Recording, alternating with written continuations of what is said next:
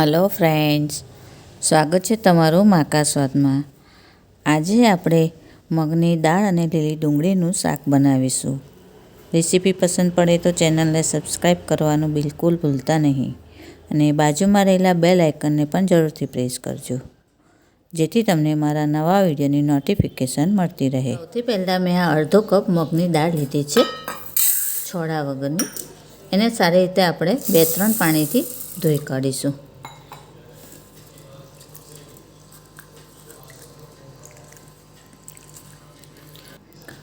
સારી રીતે ધોઈ ગયા પછી દાળ ડૂબે એટલું પાણી એડ કરીને આપણે એને અડધો કલાક માટે પલાળી રાખીશું. દાળ પલળે છે ત્યાં સુધી આપણે આ ડુંગળીને સમારી લેવાની છે. તો મેં આ 200 ગ્રામ લીલી ડુંગળી લીધી છે, એને સારી રીતે સાફ કરી લીધી છે અને ઝીણી ઝીણી આપણે સમારી લેવાની છે.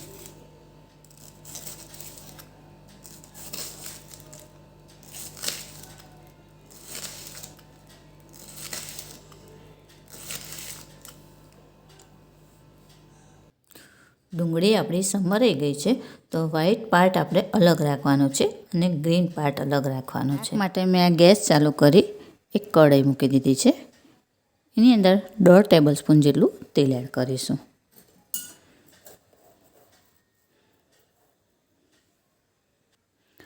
वन 1 ટીસ્પૂન જેટલી રાઈ અને એટલું જ જીરું એડ કરીશું. રાઈ અને જીરું તતળી ગયા છે, તો એની અંદર મેં આ નાનું એક ટામેટું સમારીને લીધું છે, તે એડ કરીશું.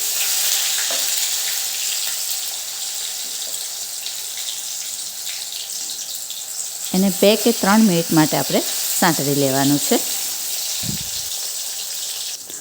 3 મિનિટ પછી એક નાનું કેપ્સિકમ એને પણ સમારી લીધું છે, તે એડ કરીશું. અને જે ડુંગળીનો સફેદ ભાગ હતો એને એડ કરવાનું છે. હવે એને પણ આપણે 2 કે 3 મિનિટ માટે સાંતળીશું.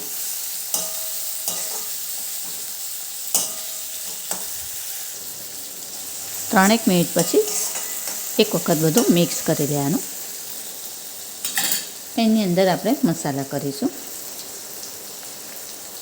1/4 ટીસ્પૂન જેટલી હળદર, અડધી ટીસ્પૂન લાલ મરચું અને 1 ટીસ્પૂન જેટલું ધાણા જીરું. હવે આ પલાળેલી દાળ હતી તે એડ કરી દઈશું.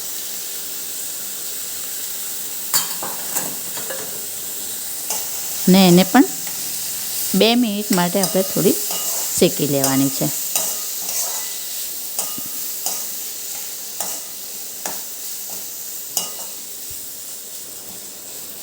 બે મિનિટ પછી એની અંદર આપણે અડધા ગ્લાસ જેટલું પાણી એડ કરીશું.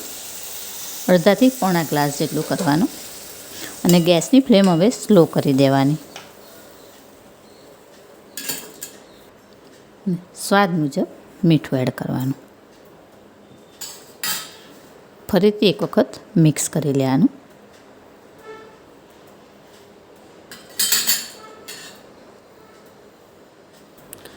ગેસની ફ્લેમ સ્લો જ રાખવાની છે. ઉપર ઢાંકણ ઢાંકીને એને હવે ચડવા દઈશું.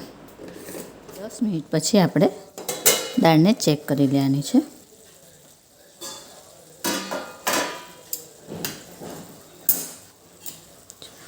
આ રીતે લગભગ 50% જેટલી દાળ આપણી ચડી ગઈ છે. એની અંદર હવે આપણે લીલી ડુંગળી એડ કરી દઈશું.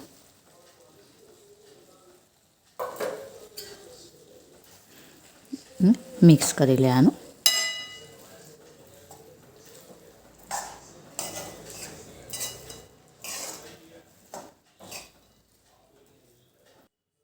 હવે ફરીથી ઢાંકણ ઢાંકીને એને 5-1 મિનિટ માટે થવા દઈશું. 5 મિનિટ પછી આપણે ફરીથી જોઈ લેવાનું છે.